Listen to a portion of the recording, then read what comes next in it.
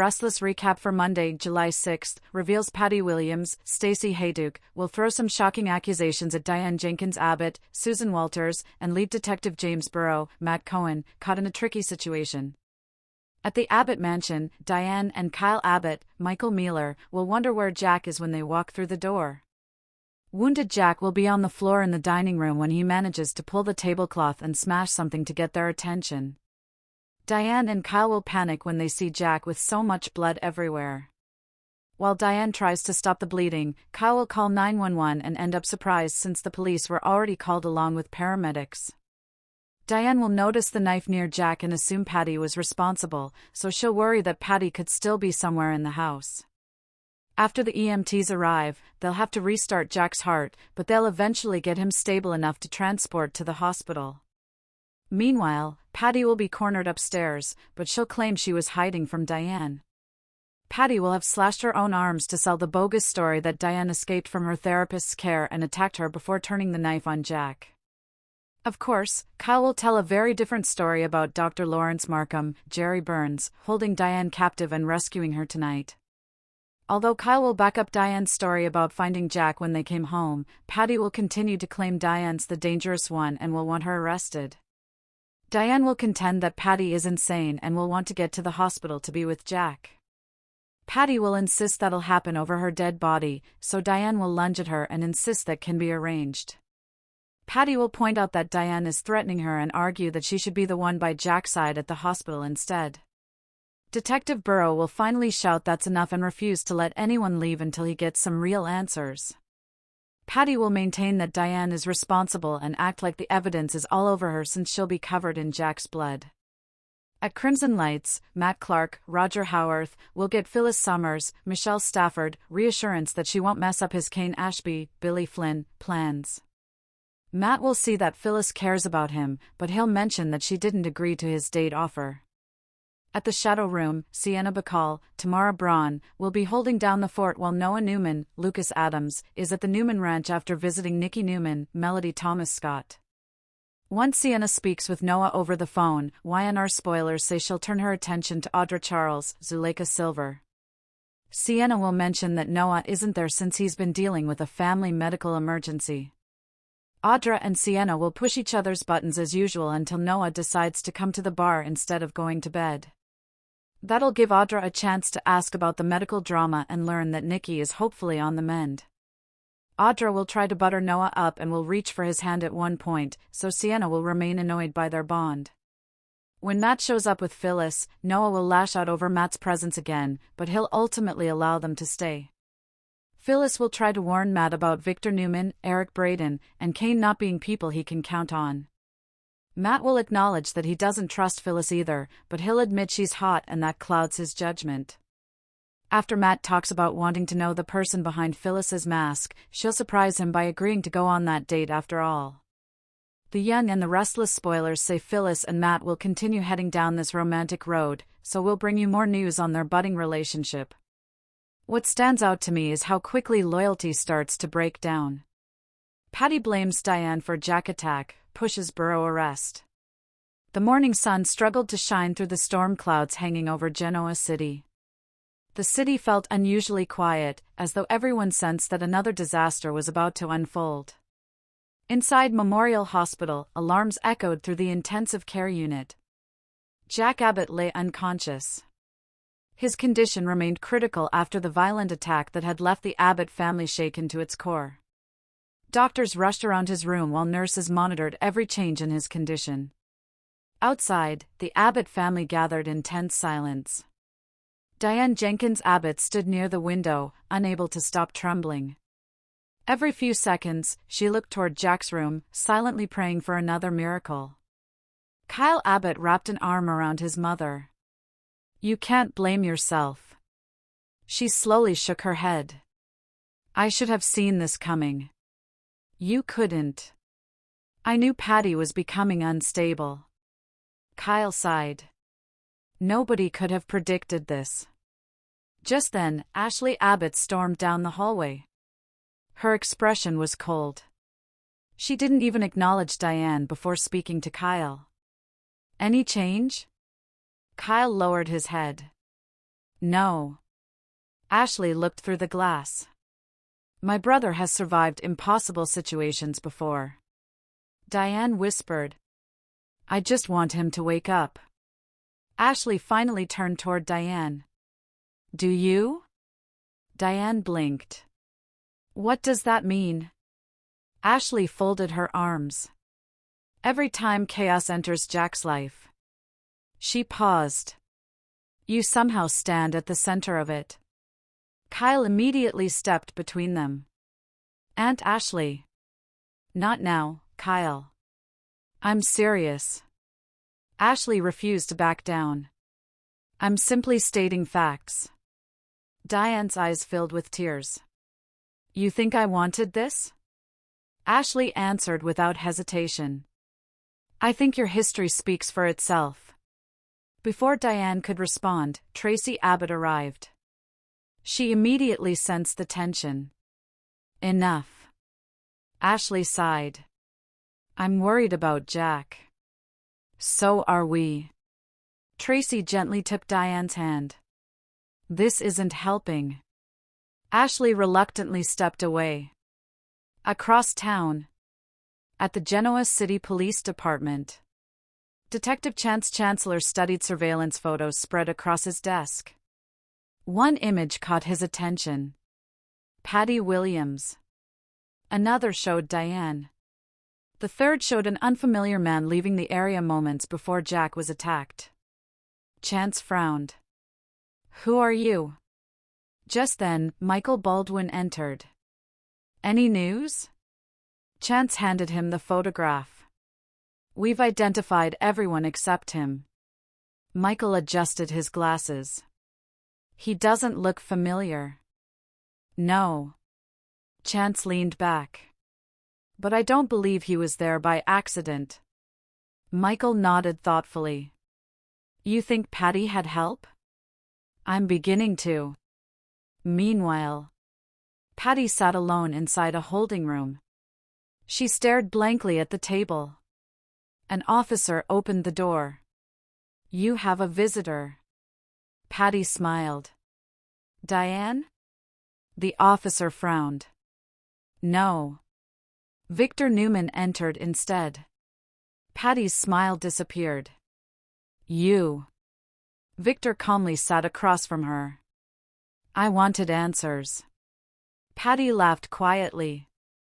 You came to the wrong person. I don't think so. She leaned forward. Jack was supposed to understand. Victor remained expressionless. Understand what? Patty whispered. That Diane ruins everyone she touches. Victor studied her carefully. You still believe Diane forced you to attack Jack? Patty nodded confidently. It was her fault. Victor sighed. No. Patty's eyes widened. You don't understand. Victor stood. No, Patty. He looked directly into her eyes. You refuse to understand. Without another word, he walked away. Patty's breathing became heavier. She suddenly slammed both hands against the table. It's Diane! Officers immediately rushed inside. One restrained Patty while another called for medical assistance. Across the hall, Chance watched everything through the observation window. Something bothered him. Patty wasn't acting like someone protecting herself. She genuinely believed Diane had orchestrated everything. But why? Back at the hospital, Jack suddenly moved one finger. The heart monitor changed rhythm. A nurse immediately noticed. Doctor! Medical staff flooded the room. Outside, Kyle jumped to his feet. What happened? The doctor emerged moments later. There has been some activity. Diane gasped. Is he waking up? We're hopeful. Ashley closed her eyes in relief. For the first time all morning, hope returned. But inside Jack's unconscious mind, Dark memories flashed. Patty. A knife. Diane screaming. Blood covering the floor. Then another face appeared. Someone hiding in the shadows. Jack tried desperately to recognize the mysterious figure. Before he could, everything faded into darkness once again. Elsewhere, at Crimson Lights, Phyllis Summers sat alone with a cup of coffee. She scrolled through endless news reports about Jack's attack. Sharon Newman quietly approached. "You look exhausted." "I couldn't sleep." "I heard." Phyllis sighed. "This whole thing feels wrong." Sharon sat down. "You think Patty acted alone?" Phyllis hesitated. "I've known Patty for years. And? When Patty loses control." She looked around carefully. "She doesn't usually make complicated plans." Sharon slowly nodded. "So someone may have manipulated her." "Exactly."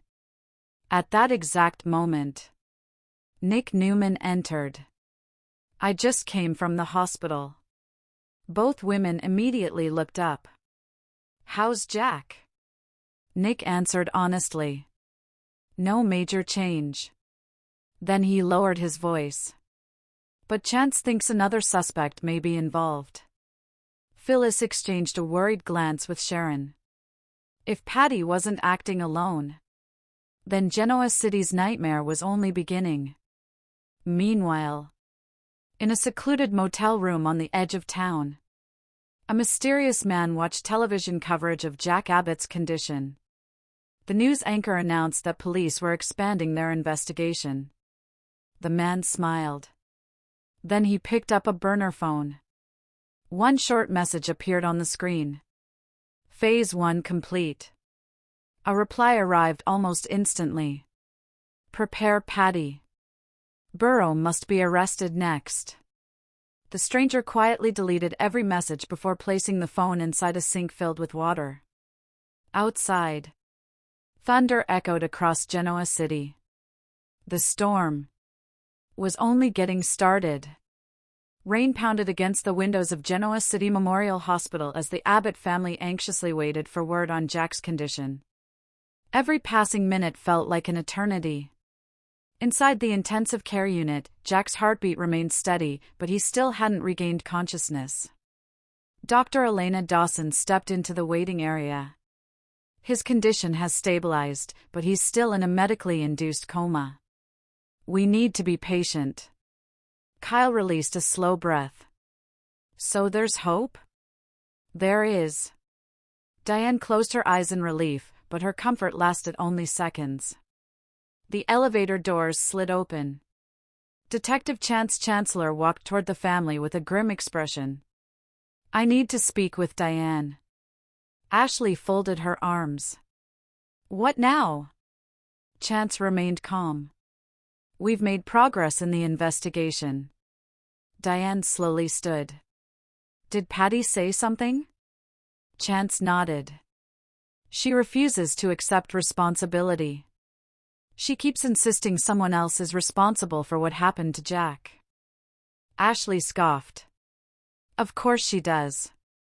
But, Chance continued, she also mentioned a name several times. Kyle frowned. "What name?" Chance answered quietly. "Burrow." The hallway fell silent. No one recognized the name. At the Genoa City Police Department, Patty sat alone in an interview room.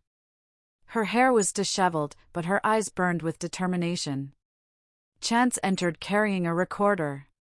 "Patty, we're starting again." She smiled strangely. "You finally listened. Tell me about Burrow." Patty leaned forward.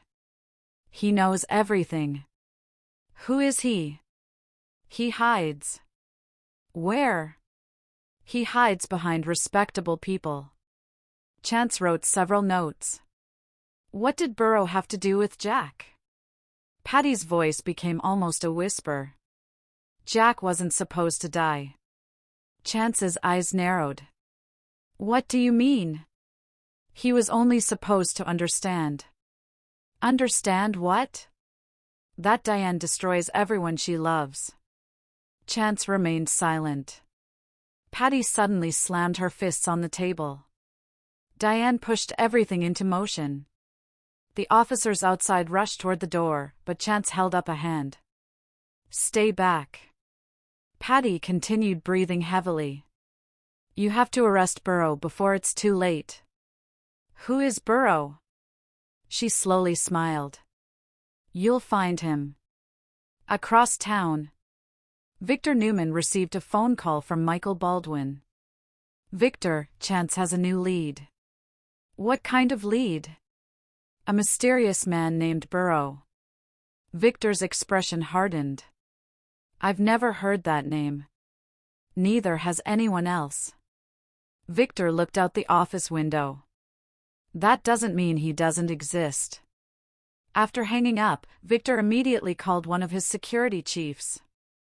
I want every available investigator looking into anyone connected to the name Burrow. Immediately.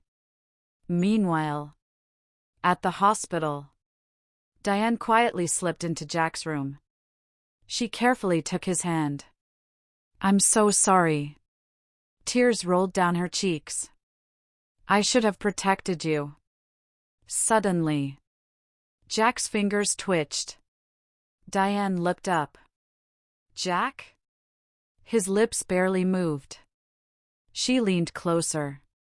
What did you say? One weak word escaped his mouth. Burrow. Before Diane could call for help, Jack slipped back into silence. Doctors rushed inside moments later. What happened? He spoke. What did he say? Diane swallowed hard. He said, Burrow. The doctor exchanged a concerned glance with the nurses. Outside the room, Chance received the update. His investigation had just changed completely. Elsewhere, a black SUV remained parked across from the police station. Inside, the mysterious stranger watched officers enter and leave the building. He picked up another burner phone. They're asking questions. A distorted voice replied. Then Patty served her purpose. What about Burrow? The voice answered coldly. Make sure they arrest the wrong man. The call disconnected. The stranger started the engine. As the SUV disappeared into the rain, one thing became clear. Jack's attack had never been the final objective. It had only been the beginning of a much larger conspiracy, one that was about to engulf every powerful family in Genoa City.